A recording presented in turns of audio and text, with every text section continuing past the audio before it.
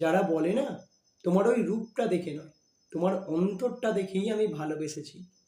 আমি বলবো না সকলে সেটা মিথ্যে কথা বলে, কিন্তু কিছু লোক তো এমনও রয়েছে যারা বলে আমি তোমার ওই রূপটা দেখে নয়, তোমার অন্তরটা দেখেই তোমায় ভালোবেসেছি।